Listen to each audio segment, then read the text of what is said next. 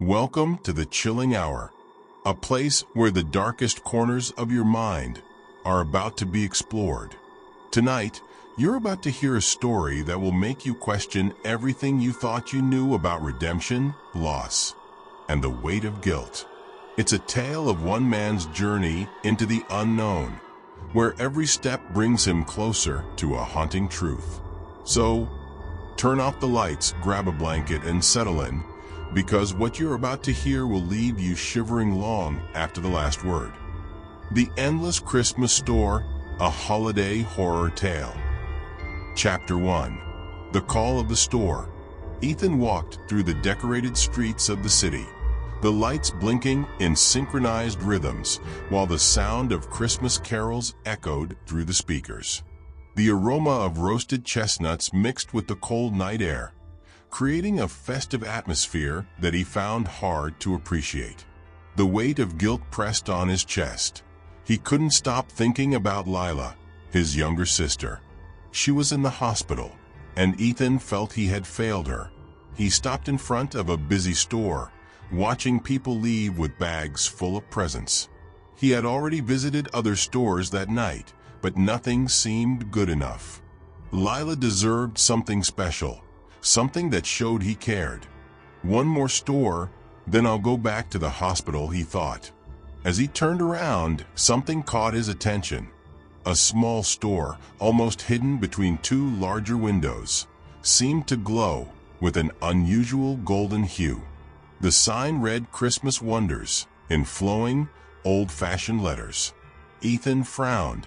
He was sure this store hadn't been there before. Curious, he crossed the street and entered. A bell jingled above the door, announcing his arrival. The first thing he noticed was the silence. Unlike other stores where Christmas music played relentlessly through the speakers, here there was only a silence that seemed alive. Neatly arranged shelves lined the space, with Christmas ornaments shining under the soft light. Ornaments, wreaths, and small wooden figurines filled the aisles, but what caught Ethan's attention most was a snow globe on a solitary table. It was larger than usual, with a tiny cabin surrounded by pine trees. As he tilted his head to get a better look, Ethan had the strange feeling that the scene inside the globe was moving, as if an invisible wind was stirring the trees. Interesting, isn't it? A voice said behind him. Ethan turned around and found a pale-looking man, wearing a fitted vest and a smile that seemed much too wide for his face. "Yeah, it's impressive. How much is it?" Ethan asked, trying to hide the discomfort he felt in the man's presence. "Oh, this gift always finds the right owner," the man replied, handing the snow globe to Ethan with a nearly theatrical gesture. "But be careful, young one, the Christmas spirit can be unpredictable." Ethan didn't respond, only placed the item on the counter, eager to pay and leave. Once the payment was completed, he turned toward the door. The bell jingled again as he pushed the door open and took a step outside. Or at least that's what should have happened. Chapter 2. The Labyrinth with No Exit.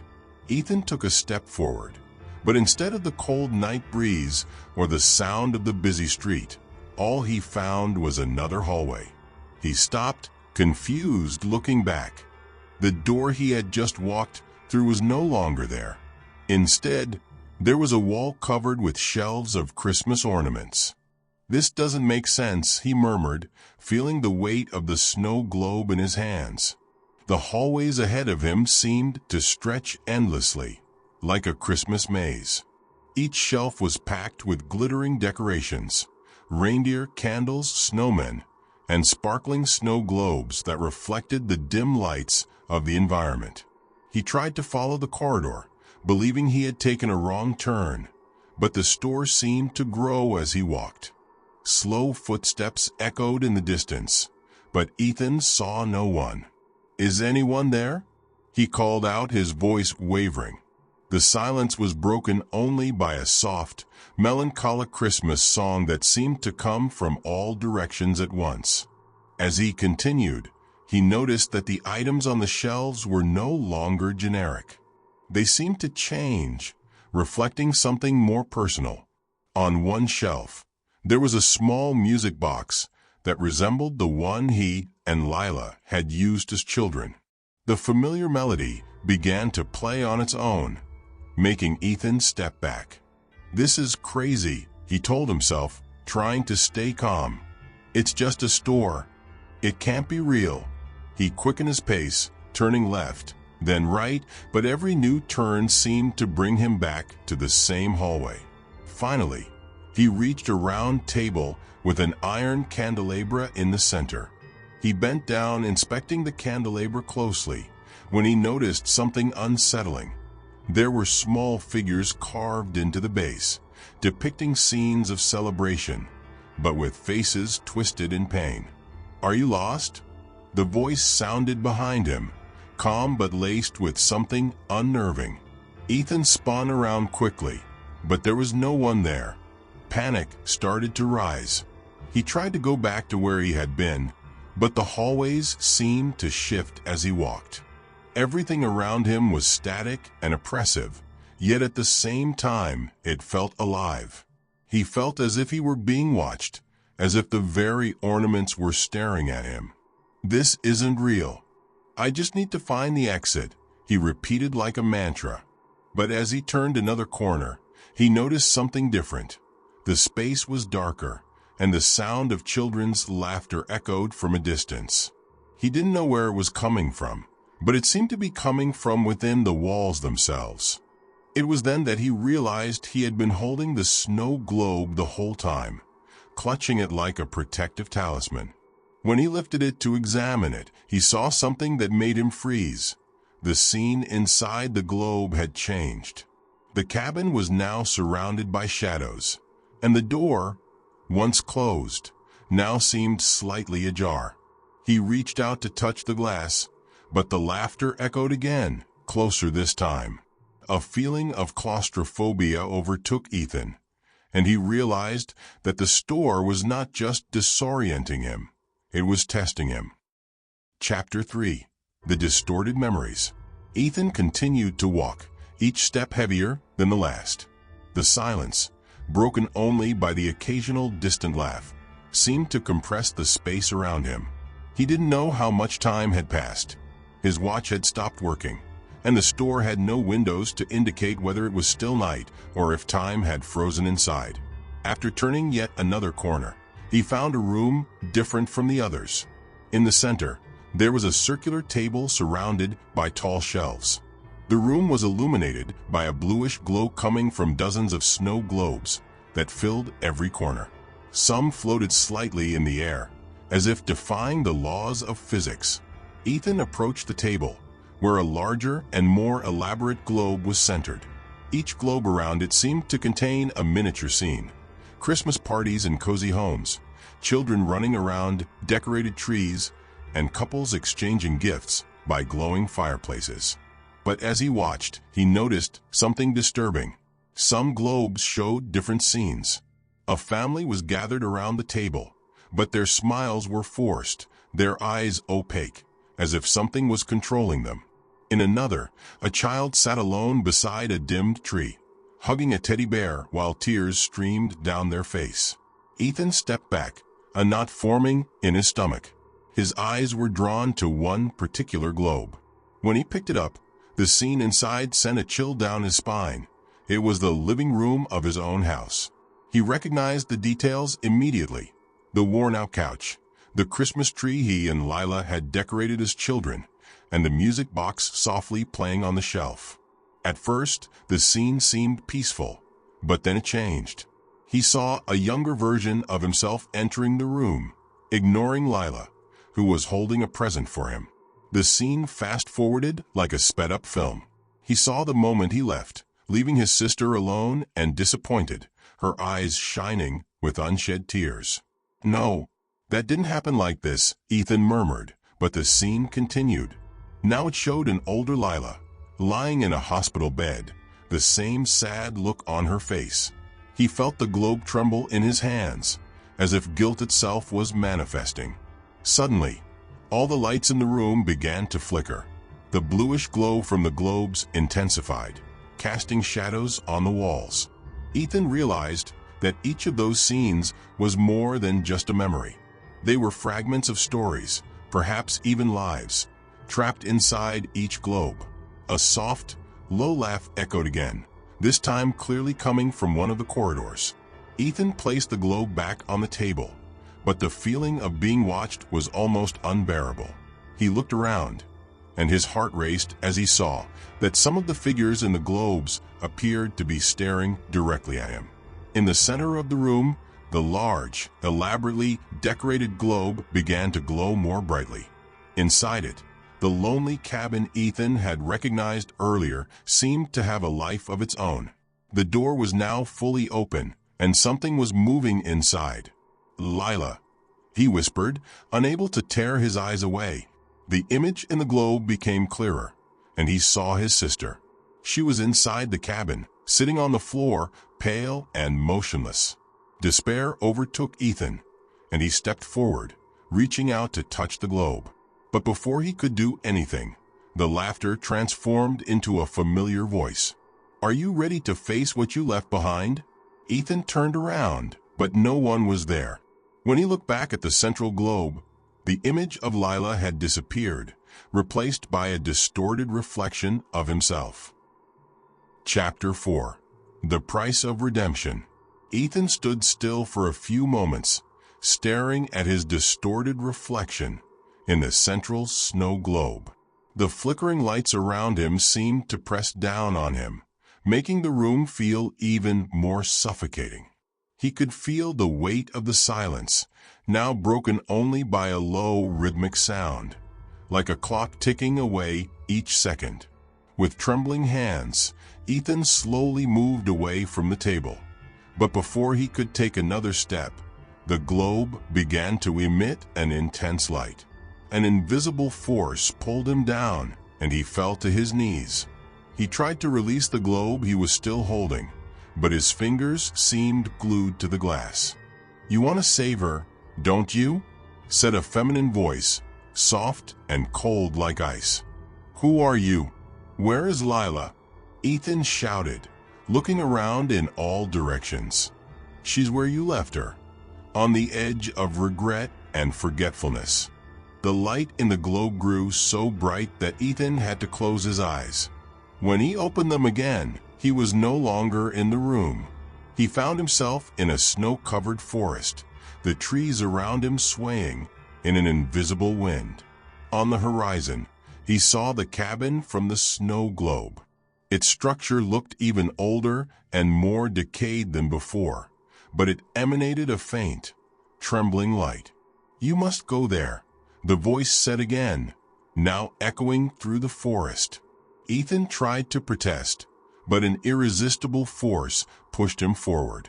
He walked, his feet sinking into the snow as the cold wind cut across his face. The cabin seemed farther away with each step, as though it were playing with him. As he advanced, figures began to emerge from the trees. They were dark shadows, with vague outlines that suggested human shapes. Some appeared to be children, while others were taller, almost monstrous. Ethan felt their eyes on him, even though they had no faces. "These are the echoes of choices you didn't make," the voice explained. "Each one of them is a version of who you could have been." The shadows began to move, following him. Ethan tried to ignore them, but one of them stepped out from the trees and blocked his path. He stopped, his heart racing, as the shadow extended a hand toward the snow globe he was still holding. "If you want to pass, you'll have to pay the price," the voice said. "What price?" Ethan asked, his throat dry. "The one you carry the most weight of in your soul." Ethan immediately understood the meaning. He knew there was something inside him he had been avoiding for a long time, the guilt of not being there for Lila when she needed him most. He closed his eyes, feeling the tears burn his face in the cold of the forest. "I accept," he said finally, his voice trembling. The shadow slowly withdrew, and the others around him disappeared like smoke. Ethan looked back at the cabin. This time, it seemed closer. He began to run, feeling a new determination mixed with fear. When he finally reached the cabin's door, the low, rhythmic sound he had heard before became clearer. It was the sound of a heartbeat. Slowly, he pushed the door, which creaked as though it hadn't been opened in decades. Inside, the scene was surreal. There was a Christmas tree in the center of the room, decorated with ornaments that seemed to pulse as if they had a life of their own. At the foot of the tree, sitting in a rocking chair, was Lila. She looked different, more pale, almost translucent, but her eyes shone with a light Ethan didn't recognize. "Lila," he cried, rushing toward her. She slowly lifted her eyes, a faint smile forming on her lips. "You finally arrived." Chapter 5. The Unbreakable Bond. Ethan knelt before Lila, his eyes scanning her face for something familiar. She was there, but something seemed absent. Her presence was almost ethereal, as though she could disappear at any moment. "Lila, it's me. I'm here now," he said, gently holding her hand. Her skin was cold, like the snow covering the forest outside. "You took so long," she whispered, her voice a distant echo. "I waited for so long." Ethan felt a knot tighten in his throat. "I'm so sorry. I should have been there. Please forgive me." Lila's eyes met his. They shone with a light that seemed to pierce through him, exposing every mistake, every regret he had kept inside. "It's not about me forgiving you, Ethan. It's about you forgiving yourself." Before he could respond, the surroundings began to change. The walls of the cabin dissolved, giving way to a vision of the past. Ethan saw himself as a younger version, running through the living room of their house. Lila was there too, her hair tied up in a red bow, holding a carefully wrapped gift. The scene moved quickly, showing Ethan rejecting the gift without even opening it.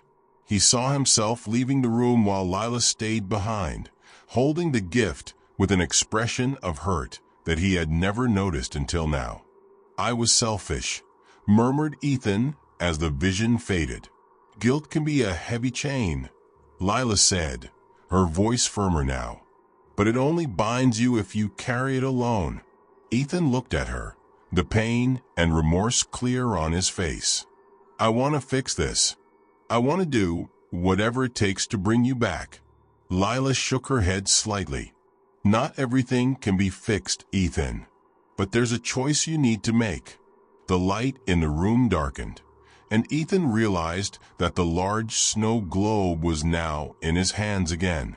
Inside it, the scene of the cabin remained, but Lila's image was now just a fragile reflection, almost fading away. "If you decide to free me," Lila continued, "you must accept the weight of what you left behind and move on. But if you can't, you'll be trapped here with me. Forever." Ethan fell silent, her words echoing in his mind. He knew it wasn't an easy decision. Freeing Lila meant accepting her absence, but it also meant giving her the peace she so desperately needed. He held the globe tightly, feeling its cold surface against his fingers. "Lila," he said finally, his voice steady despite the tremor in his hands, "I choose to free you. You deserve peace, even if I can never forgive myself for not being there." Lila smiled, and for a moment, the light in her eyes seemed more alive. "Ethan, this is the first time you've truly heard me. That's enough." The globe began to glow brightly, and the cabin around them disintegrated into particles of light. Lila disappeared with it, her figure dissipating like a breath in the wind. Ethan closed his eyes, feeling a mix of pain and relief. When he opened them again, he was back in the store, holding the empty globe in his hands. Was Ethan's choice the right one? Could he ever truly free himself from the weight of his past? Or was he doomed to be trapped in that never-ending cycle of guilt? As the night grows darker, one question remains. Would you have made the same choice? Leave your thoughts and theories in the comments below, if you dare. And remember, if you enjoyed tonight's story, don't forget to like, share, and subscribe. But beware, once you cross the threshold of the chilling hour, you may never want to leave. Until next time, stay vigilant. The darkness has a way of creeping back when you least expect it.